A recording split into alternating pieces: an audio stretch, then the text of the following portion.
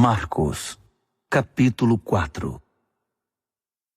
Ele voltou a ensinar à beira da praia. A multidão que se formou em torno dele era tão grande que ele entrou num barco perto da praia e assentou-se. Jesus usou o barco como púlpito, enquanto o povo se acotovelava perto da água. Ele ensinava por meio de histórias, muitas histórias. Ouçam, o que vocês acham? Um agricultor estava semeando. Enquanto fazia seu trabalho, algumas sementes caíram pelo caminho e aves as comeram.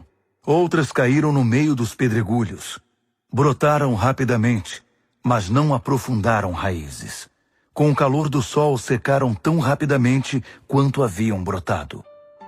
Outras ainda caíram no meio das ervas daninhas. As sementes chegaram a brotar, mas foram sufocadas. Nenhuma sobreviveu.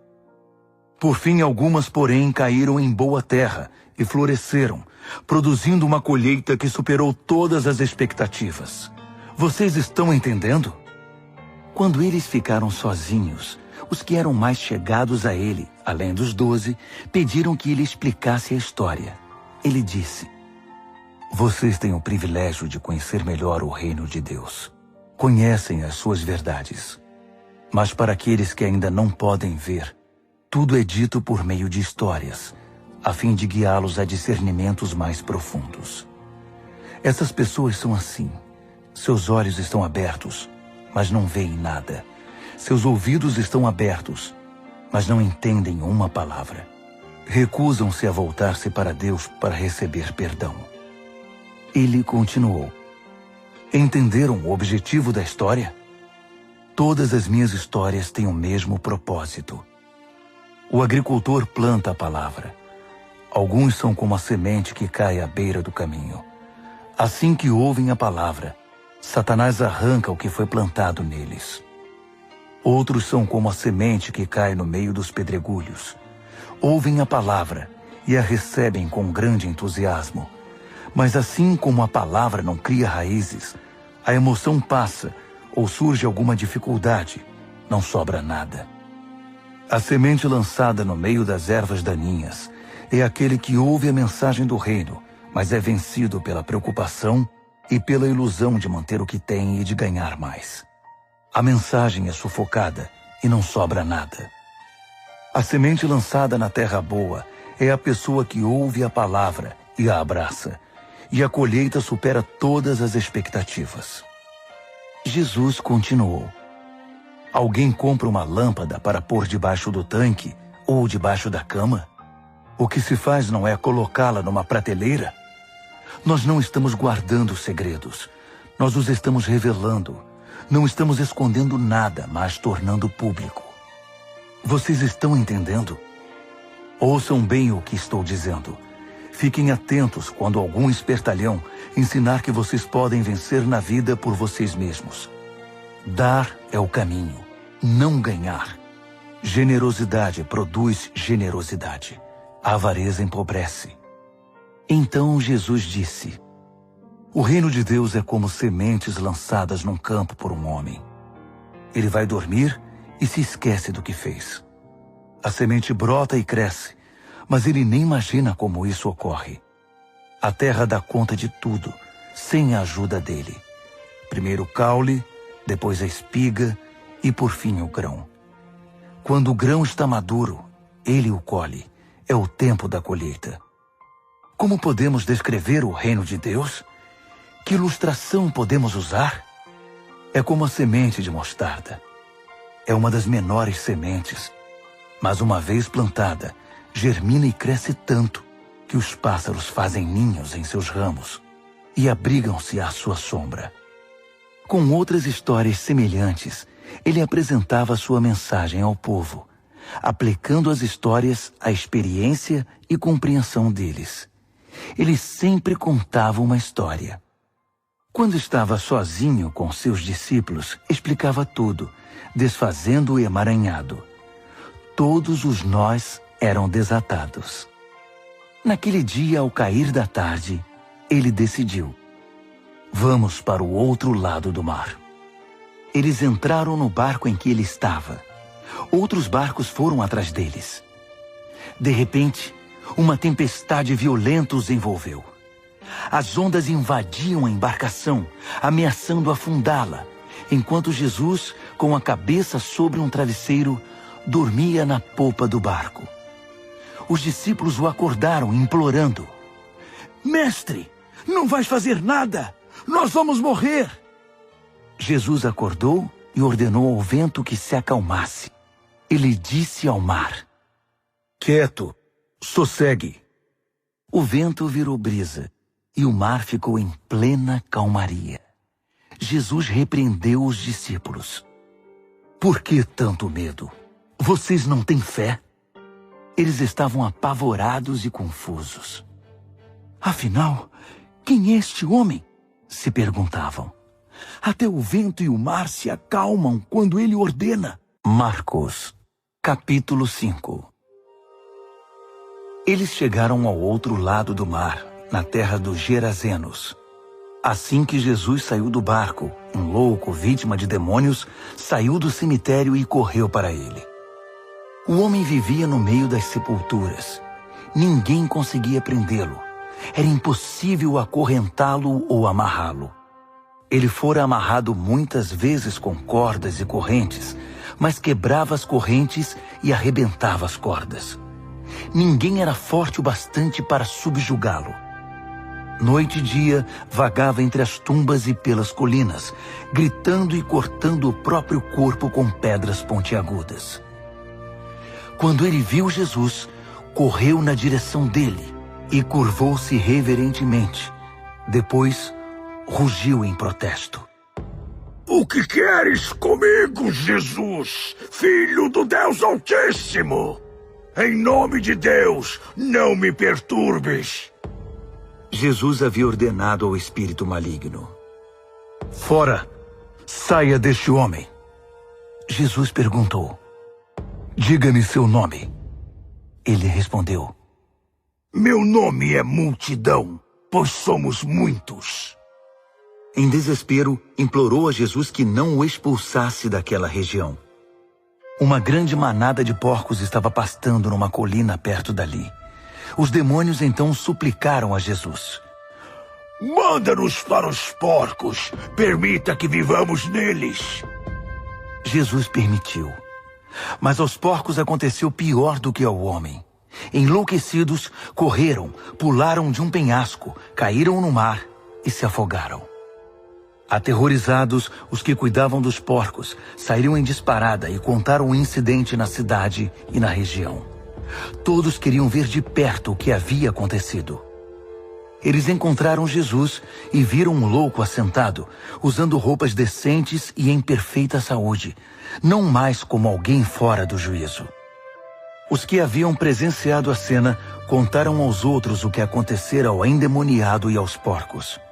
No princípio, os curiosos ficaram impressionados. Depois, ficaram revoltados por causa dos porcos que haviam perdido e imploraram a Jesus que saísse dali e nunca mais voltasse. Jesus estava indo para o barco e o homem que fora liberto dos demônios pediu para acompanhá-lo, mas o mestre não o permitiu. Em vez disso, aconselhou: Vá para casa, para seu povo. Conte-lhes o que o mestre, num gesto de misericórdia, fez por você.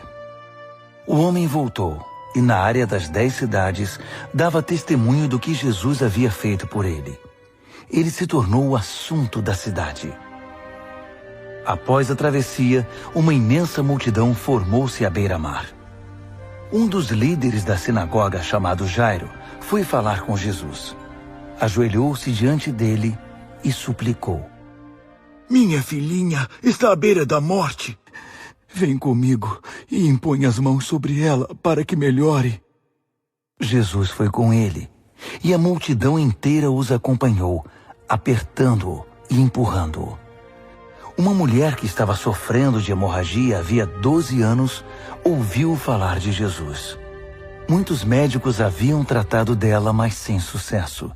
Levaram todo o seu dinheiro e a deixaram pior que antes. Ela esgueirou-se por trás dele e tocou sua roupa. Ela pensava: basta eu tocar em sua roupa para ficar boa. No momento em que o tocou, a hemorragia parou.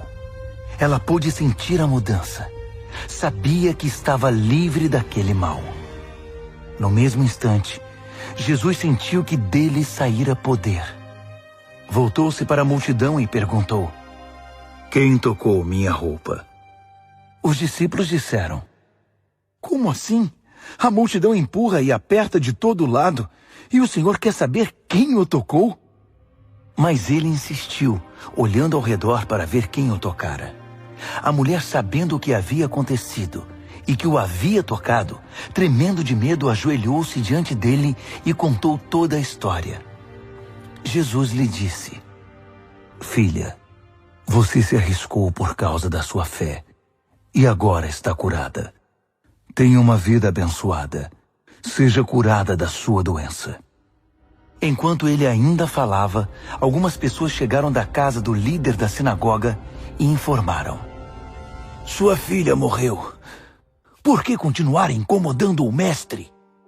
Ouvindo o que diziam, Jesus tranquilizou o homem. Não dê atenção a eles. Apenas confie em mim. Ele não permitiu que ninguém fosse com ele, exceto Pedro, Tiago e João. Entraram na casa, abrindo caminho entre os fofoqueiros, sempre ávidos por uma novidade, e pelos vizinhos que haviam trazido comida. Jesus foi ríspido com eles. Por que todo esse falatório e essa choradeira sem sentido? A criança não está morta, está dormindo. As pessoas na casa zombavam dele, achando que ele não sabia o que estava dizendo. Contudo, Jesus dispensou todos eles, chamou o pai e a mãe da criança e seus companheiros e entrou no quarto da menina. Segurando a mão dela, ordenou: Talita, cumi, que significa: menina, levante-se. Ela se levantou e começou a andar. A menina tinha 12 anos de idade. Os pais, obviamente, não continham a alegria, mas Jesus deu ordens estritas para que não contassem nada a ninguém e ordenou: Deem a ela alguma coisa para comer. Marcos, capítulo 6. Quando partiu dali, Jesus voltou para sua cidade. Seus discípulos o acompanharam. No sábado, ele começou a ensinar na sinagoga. Os ouvintes ficaram impressionados. Ele é muito bom, comentavam. De onde vem tanta sabedoria, tanta capacidade? Perguntavam-se. Não demorou, porém, já estavam falando mal dele. Ora, ele é apenas um carpinteiro, o filho de Maria. Nós o conhecemos desde menino. Conhecemos também seus irmãos, Tiago, José, Judas e Simão, e suas irmãs. Quem ele pensa que é? Mesmo sem conhecê-lo direito, eles o desprezavam. Jesus declarou: Um profeta só não é importante em sua terra e em sua família, nas ruas em que brincou quando criança. Jesus não pôde fazer muita coisa ali. Impôs as mãos sobre uns poucos doentes e os curou. Nada mais. Não pôde vencer a resistência deles. Assim decidiu visitar as outras cidades, ensinando o povo. Jesus convocou os 12 e enviou-os em duplas. Deu-lhes autoridade e poder para enfrentar a oposição maligna, além das seguintes instruções: Não pensem que precisarão de muito equipamento para cumprir a missão. Vocês são o equipamento. Nada de depender do dinheiro. Sejam simples. Nada de hospedagem de luxo. Hospedem-se num lugar simples e contentem-se com isso. Se não forem bem recebidos e se não os ouvirem, retirem-se sem estardalhaço, sem fazer cena. É hora de dar de ombros e continuar o caminho. Então eles partiram. Em alegre tom de urgência, anunciaram uma mudança radical de vida. Por onde passaram, expulsaram demônios e levaram saúde aos doentes, ungindo o corpo e curando a alma. Herodes tinha conhecimento de tudo isso, porque o nome de Jesus estava na boca de todo mundo. O rei dizia: Esse deve ser João o Batista, que voltou dos mortos. por isso é capaz de fazer milagres. Outros discordavam. Não, é Elias. Outros ainda opinavam. É um profeta, exatamente como os profetas dos tempos antigos. Herodes, porém, insistia. Tenho certeza de que é João. Eu o decapitei e agora ele está de volta, vivo.